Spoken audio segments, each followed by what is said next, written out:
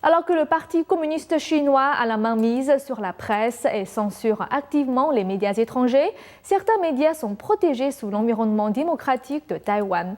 Voici que ces médias appellent activement le gouvernement taïwanais à continuer à protéger cette liberté. Ne laissez pas les liens avec la Chine continentale affecter la liberté de la presse à Taïwan. C'est ce que les législateurs et les militants de Taïwan souhaitent de la part du gouvernement taïwanais depuis qu'une succursale de la chaîne de télévision indépendante NTD essaye de renouveler un contrat de satellite de 2 ans. Afin de préserver l'autonomie de l'industrie des médias de Taïwan et sa liberté et sa transparence, le gouvernement de Taïwan a la responsabilité d'accorder une attention pertinente à cette question. La chaîne NTD Asie-Pacifique diffuse à Taïwan et à certaines parties de la Chine continentale à travers le ST2 satellite. Il est exploité par Chunghwa Telecom, une entreprise qui est détenue en partie par le gouvernement taïwanais.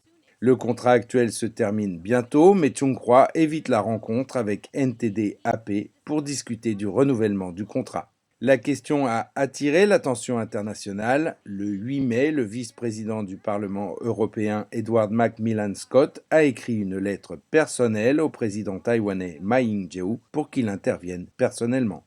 Les défenseurs de la liberté de la presse craignent que le comportement de Chunghwa Telecom ne soit influencé par une pression venant de Chine continentale. NTD est connu pour des nouvelles et de l'information que le régime chinois tente de censurer. NTD est bloqué en Chine. L'administration de Ma Ying-jeou poursuit des liens plus étroits avec le continent et a été critiquée pour avoir mis les valeurs démocratiques de Taïwan à risque dans le processus. J'espère que le régulateur de la radiodiffusion nationale peut se pencher sur la question afin de protéger la sécurité contractuelle et nous préserver de toute ingérence politique ou autre du continent, assurant ainsi que la démocratie de Taïwan et la liberté d'expression puissent continuer à avancer. Ce n'est pas la première fois que NTD AP a rencontré des difficultés pour renouveler son contrat avec Chunghwa Telecom. Il y a 2 ans, Chunghwa avait d'abord refusé de signer le contrat de satellite en cours, invoquant des raisons techniques avec le satellite ST2, mais suite à une pression internationale croissante, Chunghwa Telecom a fait volte-face et a signé le contrat de satellite de 2 ans avec NTD AP.